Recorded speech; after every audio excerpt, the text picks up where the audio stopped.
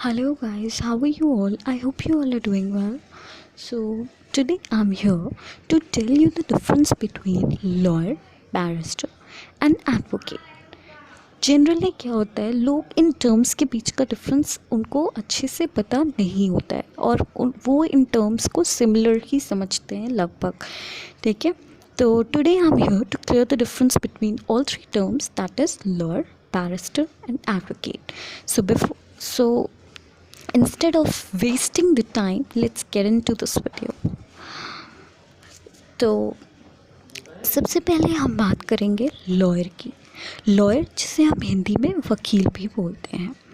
ठीक है, अब ये लॉयर क्या होता है कि जब भी कोई पर्सन LLB कंप्लीट करता है, 3 इयर्स का हो या 5 इयर्स इंटीग्रेटेड LLB कर रहा हो, ठीक है, या तो 3 इयर्स का कोर्स हो या 5 इयर्स का हो, तो उस केस में जब वो पर्सन आफ्टर कंप्लीटिंग हिज और हर LLB, उसको क्या होता है, उसकी लॉ की डिग्री मिल जाती है. Then in that case that person become lawyer.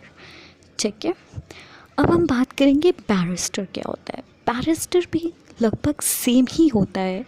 ठीक है, जब पर्सन LLB कर लेता है और उसे लॉ की डिग्री मिल जाती है, ठीक है, लेकिन जो लॉ की डिग्री मिली होती है वो इंग्लैंड में हो, ठीक है, इंग्लैंड में लॉ की डिग्री मिली हो, तो दैट पर्सन बिकम्स बैरिस्टर. वहाँ पे उनको बैरिस्टर बोलते हैं.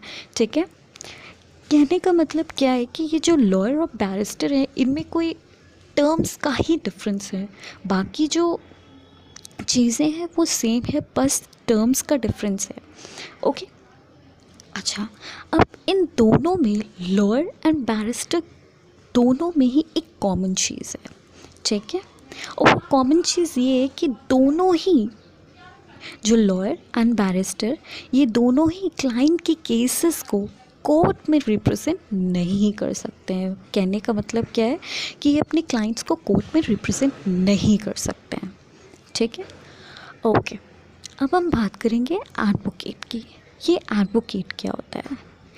एडवोकेट बेसिकली क्या होता है कि जब कोई पर्सन अपनी लॉ की डिग्री कंप्लीट करता है, ठीक है, उसको डिग्री मिल जाती है, अपना लॉ LLB कंप्लीट करता है एंड ही और शी बिकम्स लॉयर, और उसके बाद वो बार काउंसिल में अपने आप को इनरोल करवाता है.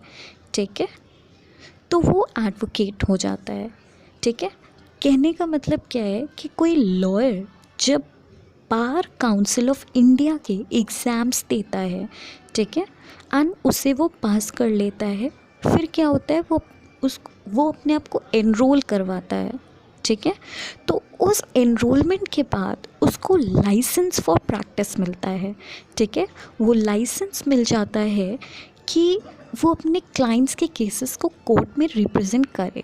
ठीक है, जैसे कि मैंने पहले बताया था कि लॉयर और बैरिस्टर, इनका क्या होता है, ये अपने जो क्लाइंट्स होते हैं उनके केसेस को कोर्ट में रिप्रेजेंट नहीं कर सकते हैं, लेकिन जो एडवोकेट होता है उनको क्योंकि लाइसेंस मिला होता है एनरोलमेंट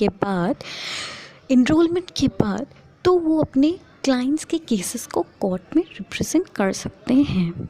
ओके, अब बात करते हैं कि सीनियर एडवोकेट क्या होता है.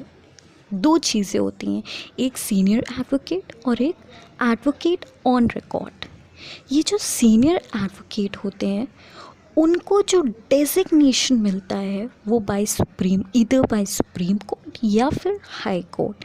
ठीक है, अच्छा, अब ये जो डेजिग्नेशन मिलता है वो बेसिकली इनके अच्छी नॉलेज के बेस पे और काफ़ी अच्छा, मतलब काफ़ी टाइम का एक्सपीरियंस के बाद ही मिलता है. ठीक है, अच्छा, अब एडवोकेट ऑन रिकॉर्ड क्या होते हैं. एडवोकेट ऑन रिकॉर्ड वो होते हैं कि जो मतलब सुप्रीम कोर्ट में केस फाइल कर सकते हैं. अब सुप्रीम कोर्ट में केस कौन फाइल कर सकता है, जो एडवोकेट ऑन रिकॉर्ड में मतलब AOR में रजिस्टर्ड हो वही केस फाइल कर सकते हैं। अच्छा, केस ड्राफ्ट कोई भी कर सकता है, लेकिन केस फाइलिंग का काम किसका होता है? वो एडवोकेट ऑन रिकॉर्ड, ठीक है, उन्हीं का होता है, वही केस फाइल कर सकते हैं। सो आई होप कि अब आपका ये जो कन्फ्यूजन होगा बिटवीन ऑल थ्री टर्म्स आपको क्लियर हो गया होगा। So if you like this video then like, share and subscribe.